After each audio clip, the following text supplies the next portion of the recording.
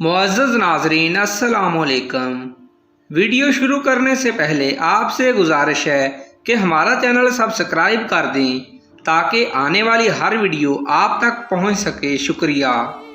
سنو، اگر تم آج بھی مجھ سے ملنے نہ آئی تو میں ناراض ہو جاؤں گا اور کبھی بات نہیں کروں گا۔ وہ فون پر مسلسل ملنے کی ضد کیے جا رہا تھا، لیکن اقرا ہر بار یہ کہہ کر انکار کر دیتی تھی کہ رات کے وقت گھر سے باہر ملنا میرے لیے ممکن نہیں۔ اقرا اور صغیر احمد آپس میں رشتہ دار اور ایک ہی محلے میں رہتے تھے۔ کچھ عرصہ پہلے ان کی بات طے ہوئی تھی، جس میں ان دونوں کی اپنی رضامندی بھی شامل تھی۔ منگنی کے بعد دونوں کا فون پر رابطہ ہوا تو صغیر نے تنہائی میں ملنے کی ضد شروع کر دی۔ اقرا تو خود ملنے کی خواہش مند تھی، مگر مسئلہ یہ تھا کہ ملا کہاں جائے۔ کافی سوچ بچار کے بعد صغیر نے ملنے کا یہ حل نکالا کہ وہ رات کے وقت کچھ دیر کے لیے اپنے گھر کے پچھواڑے پرائمری اسکول میں چلی آئے، جس کی دیوار ایک جگہ سے ٹوٹ گئی تھی اور کوئی بھی اندر داخل ہو سکتا تھا، مگر لڑکی ہونے کے ناطے اقرا کے لیے یہ اتنا آسان نہیں تھا۔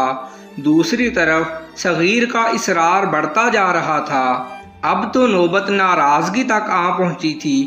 بالآخر اقرا نے اس کی ضد کے آگے ہتھیار ڈال دیے اور صغیر کو بتایا کہ وہ رات 8 بجے کچھ دیر کے لیے اسکول میں آ جائے گی۔ صغیر نے وعدہ کیا کہ وہ اس کے آنے سے پہلے وہاں موجود ہوگا۔ اقرا اب بے چینی سے رات ہونے کا انتظار کر رہی تھی۔ جیسے ہی گھڑی نے 8 بجائے، اقرا نے اپنی ماں کو بتایا کہ وہ کتاب لینے اپنی سہیلی کے گھر جا رہی ہے، 10 منٹ تک واپس آ جائے گی۔ جسم کو چادر سے اچھی طرح ڈھانپ کر وہ گھر سے باہر نکلی۔ گلی میں کوئی نہیں تھا۔ ویسے بھی گاؤں کے لوگ رات کو کچھ جلدی ہی گھروں میں گھس جاتے ہیں۔ جلدی سے مڑ کر وہ گھر کی پچھلی طرف پرائمری اسکول کی عمارت میں داخل ہو گئی۔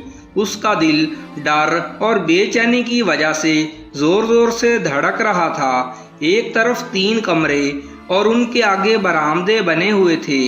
اطراف میں کیکر اور بیری کے درخت کثرت سے اگے ہوئے تھے۔ ایک بار اس نے سوچا کہ یہیں سے واپس مڑ جائے، مگر وہ صغیر کو ناراض نہیں کرنا چاہتی تھی۔ چلتے چلتے وہ برآمدے میں پہنچ کر رک گئی۔ اندھیرا کافی بڑھ گیا تھا۔ وہاں صغیر کو موجود ہونا چاہیے تھا، لیکن وہاں کوئی نہیں تھا۔ وہ بے چینی سے ٹہلنے لگی۔ اچانک قدموں کی چاپ سنائی دی اور چادر میں لپٹا ایک شخص کمرے کے پیچھے سے نکل کر سامنے آ گیا۔ اس نے اپنا منہ چادر میں چھپا رکھا تھا۔ وہ صغیر کے علاوہ کون ہو سکتا تھا؟ آتے ہی اس نے اقرا کا ہاتھ تھام لیا۔ میرا انتظار کر رہی ہو کیا؟ اس نے اقرا سے پوچھا، ساتھ ہی اس کی ٹھوڑی کو پکڑ کر چہرے کو دیکھنے لگا۔ اقرا شرم سے پانی پانی ہو رہی تھی۔ اس کی زبان سے الفاظ بھی نہیں نکل رہے تھے۔ بہت خوبصورت ہو تم، مجھے اچھا لگا، تم نے میرے ویران گھر کو رونق بخشی۔ اقرا نے ہمت جمع کر کے کہا کہ جناب، آپ کا گھر یہ تو نہیں ہے، آپ کے گھر کو رونق تو اب شادی کے بعد ہی بخشوں گی۔ یہ کہتے ہوئے اس نے نرمی سے ہاتھ چھڑا لیا۔ مگر میرا گھر تو یہی ہے، میں تو یہاں 200 سال سے رہ رہا ہوں۔ اقرا نے کہا، دیکھو صغیر، اب ایسی باتیں مت کرو۔ پہلے ہی بہت مشکل سے اس ویران جگہ پر رات کو آئی ہوں۔ اگر مجھے ڈرایا تو آج کے بعد کبھی یہاں نہیں آؤں گی۔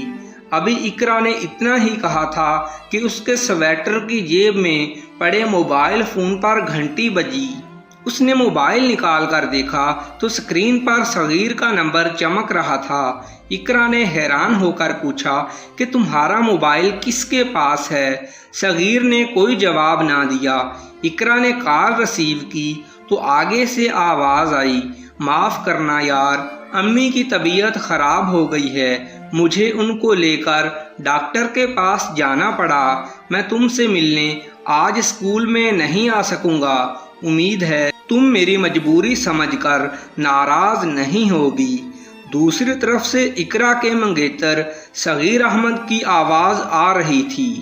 اگر یہ صغیر کا فون ہے تو میرے پاس کون کھڑا ہے؟ اقرا کو ٹھنڈا پسینہ آنے لگا۔ اس کا سر بری طرح چکرا رہا تھا۔